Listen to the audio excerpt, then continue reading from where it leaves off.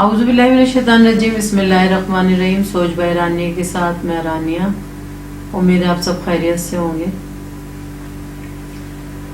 ہماری جو ایک اور عادت، منفی سوچ، منفی عادت، جس کا میں ذکر کرنا چاہوں گی، ناشکری۔ اللہ رب العالمین نے ہمیں بے شمار نعمتیں عطا کی، بے شمار نعمتیں۔ اگر ہم ان کو گننا چاہیں تو ساری زندگی بھی لگ جائے تو ہم گن نہیں سکتے، اور شکر ادا کرنا چاہیں تو کسی ایک نعمت کا شکر ادا کرنے کی بھی طاقت ہم میں نہیں ہے۔ اتنی نعمتیں اللہ کی ہم پر ملی ہیں، لیکن اگر ذرا سی بھی کوئی تکلیف، کوئی پریشانی ہم پر آ جاتی ہے تو ہم ناشکر گزار ہو جاتے ہیں، ہم فوراً اللہ سے شکوہ کرنے لگتے ہیں۔ انسان صرف اپنی تخلیق کو دیکھ لے، سر سے پاؤں تک دیکھیں اپنے آپ کو۔ دولت، مال، متاع، شہرت، یہ باتیں تو بات کی ہیں، لیکن صرف انسان اگر اپنا جائزہ لے، اللہ نے جو اس کو اشرف المخلوقات کہا اور اپنی سب سے حسین تخلیق کہا، تو اس نے اس کو وہ نعمتیں عطا کر دی جس کا شکر ادا کرتے کرتے ایسی کئی زندگیاں گزر جائیں اور شکر ادا نہ ہو سکے۔ سر سے پاؤں تک لیں جائزہ اپنا۔ اگر کوئی ہمیں بے شمار دولت کے انبار لگا دے اور صرف ہماری آنکھیں مانگ لے، کیا ہم اس کو اپنی آنکھیں دیں گے؟ یا اگر ہماری زندگی میں ہماری آنکھوں کی روشنی چلی جائے اور ہمارے پاس مال و متاع کا ڈھیر لگا ہوا ہو،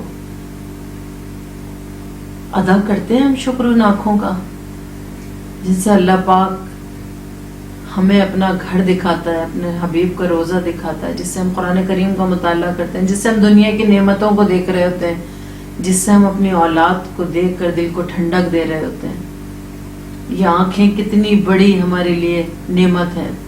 کان دیکھ لیں، ناک دیکھ لیں، دماغ دیکھ لیں، دل دیکھ لیں، سر سے پاؤں تک اللہ نے جو نعمتیں دی ہیں، جب تک وہ ہمارے پاس موجود رہتی ہیں ہم ان میں سے کسی ایک کا بھی شکر ادا نہیں کر رہے ہوتے۔ لیکن جب ہم سے یہ کوئی نعمت چھینی جاتی ہے، پھر ہمیں احساس ہوتا ہے کہ وہ ہمارے لیے وہ چیز کتنی بڑی نعمت تھی کہ جب تک موجود تھی ہم نے اس کا شکریہ ادا نہیں کیا۔ اللہ نے زبان میں ذائقہ دیا، حصیں دی ہمیں، سونگنے کی، سننے کی، چکھنے کی۔ اگر ہماری چکھنے کی یا ذائقے کی ہماری حص چلی جائے، سوچیں خالی اس بات کو۔ اور ہمارے پاس بے شمار پیسہ بھی اور بے شمار نعمتیں بھی ہیں، ہم کسی ایسی جگہ جاتے ہیں جہاں انواع و اقسام کے کھانے رکھے ہوئے ہیں، اور ہم کھاتے ہیں تو ہر کھانا ہمیں کوئی ذائقہ نہیں دے رہا، کوئی مزہ نہیں دے رہا۔ آپ سوچیں اس وقت وہ دولت، وہ انواع و اقسام کے کھانے، وہ عیش، وہ تعیشات، وہ لگژری لائف کس کام کی ہمارے؟ بے مزہ ہو گئی۔ ہم نے شکر ادا کیا؟ کبھی زبان پہ جو اللہ نے ہمیں ذائقہ دیا اس کا شکر ادا کیا؟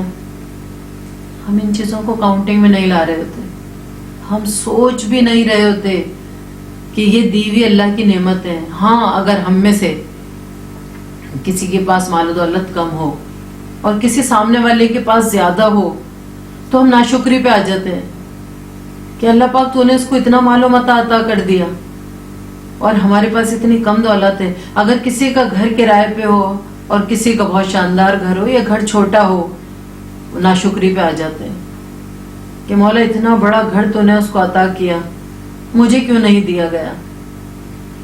یا کوئی غم آ جائے، کوئی بیماری آ جائے، کوئی پریشانی آ جائے، کوئی جدائی آ جائے ہماری زندگی میں، ہم کیا کر رہے ہوتے ہیں؟ فوراً ہم اللہ کی دی ہوئی نعمتوں کا شکر اتنا نہیں کر رہے ہوتے جتنا دی ہوئی ذرا سی بھی تکلیف سے ہم ناشکرے ہو جاتے ہیں، شکوہ کرنے لگتے ہیں، شکر گزاری چھوڑ دیتے ہیں۔ اللہ پاک قرآن کریم میں فرما رہا ہے، سورہ ابراہیم کی آیت نمبر 7 ہے، بسم اللہ الرحمن الرحیم، وَإِسْتَأْذَنَّ رَبُّكُمْ لَئِن شَكَرْتُمْ لَأَزِيدَنَّكُمْ وَلَئِن كَفَرْتُمْ إِنَّ عَذَابِي لَشَدِيدٌ۔ اور یاد کرو جو تمہارے رب نے آگاہ فرمایا کہ اگر تم شکر ادا کرو گے تو تم پر نعمتوں میں ضرور اضافہ کروں گا، اور اگر تم ناشکری کرو گے تو میرا عذاب یقیناً سخت ہے. سوچیں اس آیت کریمہ کو. ناشکری پہ اللہ صرف ناراض نہیں بلکہ سخت عذاب کی وعید سنا رہا ہے. بنی اسرائیل کو نعمتیں عطا کی گئیں، شکر ادا نہیں کرتی تھی وہ قوم. اللہ نے ساری نعمتیں لے لی، عذاب نازل کر دیا. اللہ واضح طور پہ فرما رہا ہے کہ اگر تمہیں جو میں دے رہا ہوں، یہ مال و دولت، یہ اولاد کا سکون، یہ معاشرے میں عزت، یہ ساری چیزیں کیا ہیں؟ یہ اللہ کی نعمتیں ہیں. اور پھر جو میں نے کہا کہ سر سے پاؤں تک جو اللہ نے ہمیں مجسم جتنا ہر چیز میں مکمل بنا دیا، پھر فرمایا کہ میری سب سے خوبصورت تخلیق انسان ہے. تو اللہ نے ہمیں کیا کچھ عطا نہیں کیا؟ عزت دی، مرتبہ دیا، ہمیں بھوکا نہیں سلاتا، ہمیں پیاسا نہیں رکھتا، بن لباس کے نہیں رکھتا. ہر موسم کا ہم لباس اللہ کے کرم سے زیب تن کر رہے ہوتے ہیں. اس کے باوجود بھی ہم اس کی نعمتوں کا شکر ادا نہیں کر رہے ہوتے. سوائے شکوے اور ناشکری کے ہماری زبانوں پر کچھ نہیں ہوتا. اللہ تو فرما رہا ہے کہ سخت عذاب ہے ان لوگوں پر، عذاب کی وعید سنا دی. اور پھر فرما رہا ہے کہ وَأَمَّا بِنِعْمَتِ رَبِّكَ فَحَدِّثْ، اور اپنے رب کی نعمتوں کا خوب خوب چرچا کیا کرو. واضح طور پہ اللہ قرآن میں فرما رہا ہے کہ جو نعمتیں میں نے تمہیں دی ہیں، اگر تم نے ان کا چرچا کیا تو وہ نعمتیں تم پر بڑھاتا چلا جاؤں گا. کرو چرچا، ہر وقت شکر ادا کیا کریں. چھوٹی سی تکلیف کو اس کی رضا سمجھ کر قبول کریں. حضرت ایوب علیہ السلام، اللہ کے پیارے نبی، اللہ نے پورے جسم پر کیڑے ڈال دیے،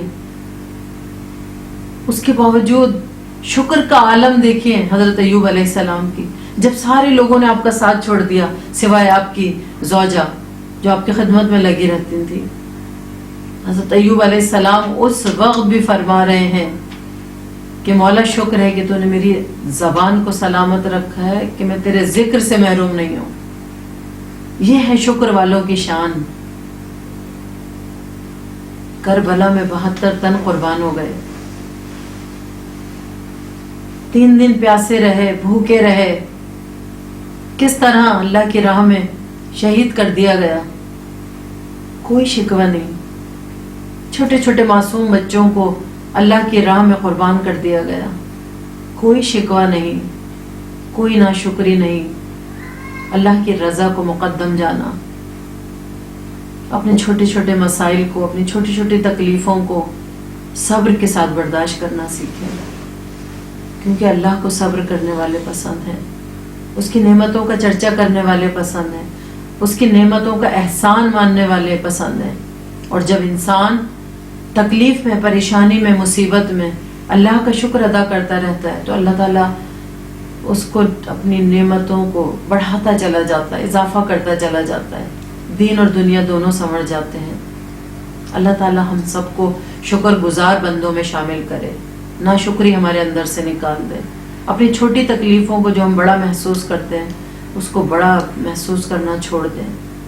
اور جب ہم پر کوئی تکلیف آئے تو ہم ناشکری کے بجائے جو عنایات ہیں اللہ کی ہم پر، جو وہ کرم نوازیاں کر رہا ہے ہم پر، جو سر سے پاؤں تک ہم احسانات میں ڈوبے ہوئے ہیں، صرف اس کی طرف نظر ڈال لیا کریں. انشاءاللہ زندگی آسان ہو جائے گی.